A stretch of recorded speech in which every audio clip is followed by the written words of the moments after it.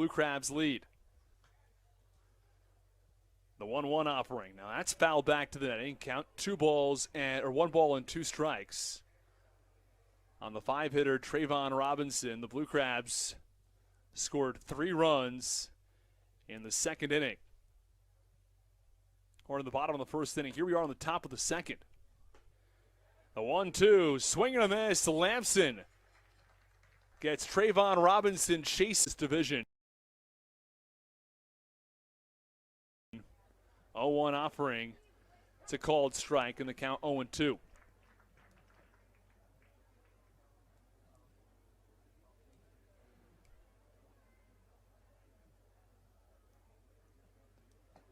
The 0-2 breaking ball, swing and a miss, strike 3. And there is one away. The Long Island Ducks have a 5-0 lead over the Wild Health Genomes. The Blue Crabs would need a Ducks loss and a Blue Crabs win to clinch, to get this within 1. And then they could clinch on Tuesday. Otherwise, if the Ducks keep on winning and the Blue Crabs keep on winning, couldn't happen until Wednesday up in Staten Island. 1-0 pitch to the leadoff man, Siobhan Dunstan. That's a called strike, and the count 1 ball and 1 strike. So after Trace Lair goes down swinging, there's 1 away. 1-1 pitch, a little bit low.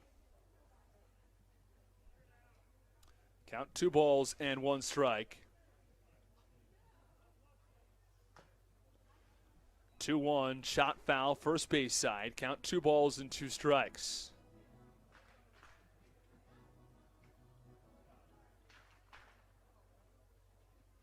Two balls, 2 strikes, 1 out.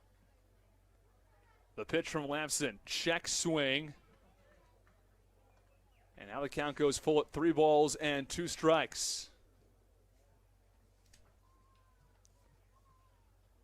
The 3-2 pitch. That's called strike 3. And it's hitters easily for this Barnstormers team. Normally it's Kelly Dugan in that cleanup spot. And he follows Andretti Cordero, who's got some real pop in the bat. Hits nearly 300. And can hit against well-established pitchers as well. First pitch called strike on the outside corner. The count, no balls and 1 strike now on the righty. 0-1. Wave and a miss. Count 0-2. Lambson a strike away from striking out the side and picking up his 6th strikeout through 3 innings. The strikeout numbers way up in the month of May. We'll get those official numbers to you after this, as the 0-2 pitch, a swing and a miss. Due to the freeing of the slaves in Galveston, Texas. What was the official end date to the Civil War? We had a couple people who jumped in. It was J.C. Moore who got the answer first.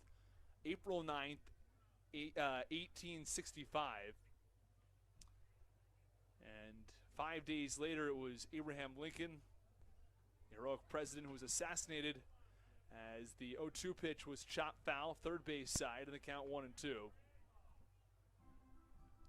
Brian Houck was close. He said April 8th, 1865. Wes Mumper's got some additional data too. We'll bring that in a moment. 1-2 pitch, a little bit low, and the count 2 balls and 2 strikes. Although President Johnson, he says, signed a proclamation in August of 1866, officially ending the war. 2-2 pitch, grounded foul yet again, and the count remains 2 balls and 2 strikes on Cordero.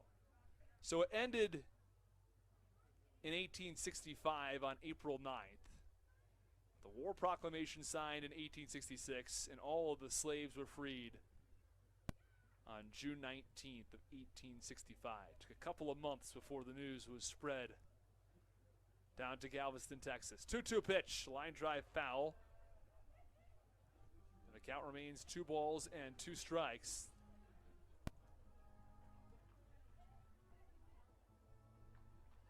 The 13th Amendment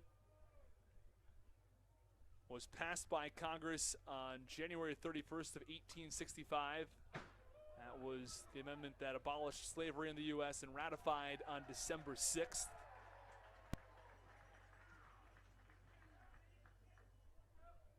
Two balls, two strikes. Here's the pitch. Swing and a miss.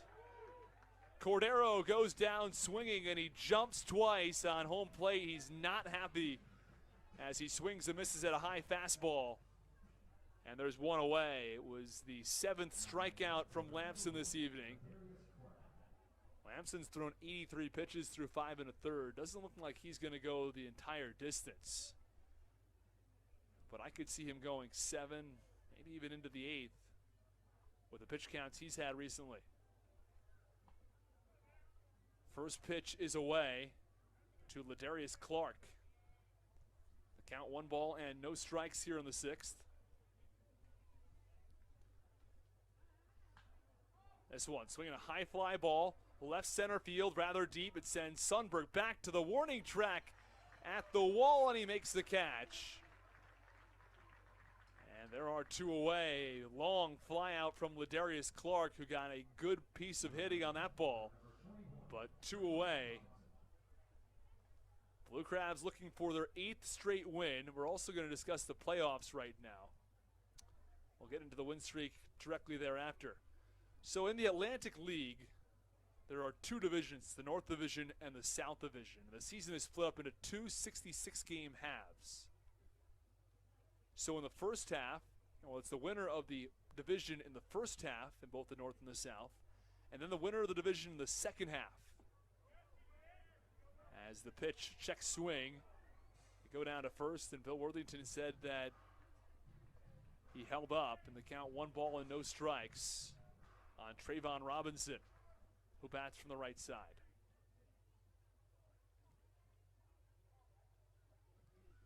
One-0 delivery. Chop foul over to the third base side, and the count 1 ball and 1 strike. So the Blue Crabs could clinch the first half divisional title as soon as Tuesday with a little bit of help from Long Island. Otherwise, they could do it on Wednesday with no help from Long Island. The 1-1 pitch, a little bit up, and the count 2 balls and 1 strike. 6-1, the Blue Crabs lead the Barnstormers.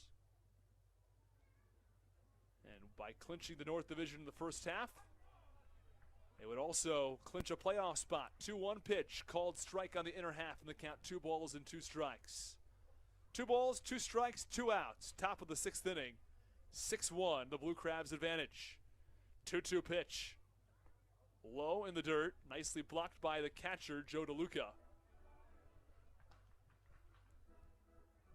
And the count full at 3-2. On Trayvon Robinson, who's 0 for 2. He popped up to shortstop, and he struck out back in the second.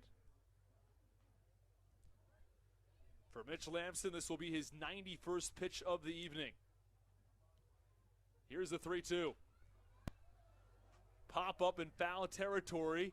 It's Jared Walker who reaches over and can't quite get there. Might have deflected partially off his glove as he was a little late in getting to that pop-up in foul territory.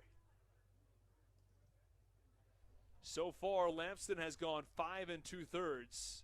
7 strikeouts, allowed just 1 run on 4 hits. But Trayvon Robinson alive here in the 6th. 3-2 pitch. Swing and a miss. He went around that time, tried to check his swing. He could not. It's strikeout number 8 for Mitch and Jerry Burish, both in for games 1 and 2 of the series.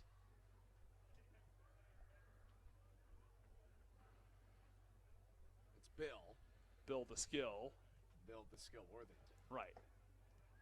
As the pitch, swing and a miss from Jake Hoover in the count, no balls and 1 strike. 1 away in the top of the 7th inning. You know, Hoover's another one of those guys for me that is a real plus defender that adds something to his team. Not that, you know, Michael Baca doesn't for the Blue Crabs, but Hoover makes some of those really just star-studded plays. He can lay out. He's a lot of fun to watch defensively. The 0-1 a little bit inside, count 1-1. They're very similar players. Neither one of them has a ton of power, hits a lot of home runs, and it's a lot of singles from these guys. The 2-1 pitch, a swing and a miss, count 2-2. And they're both hitting right around 230 to 240. Baca out of the lineup. He was taken out of the lineup last night. Well, it was an interesting move because it was Denson Hull who was taken out of the game, and I thought when Stan Cliburn was going to go and speak with the umpire last night, Mike Williams, as the 2-2 pitch is swung on and missed in the dirt. And did you see what happened there? I couldn't tell. What was that? I thought it was in the dirt. It was a drop third strike. Yeah. But with the rule that allows you to steal first base, even though first base is occupied, technically he could still steal. Oh, right. But First base being occupied was the thing.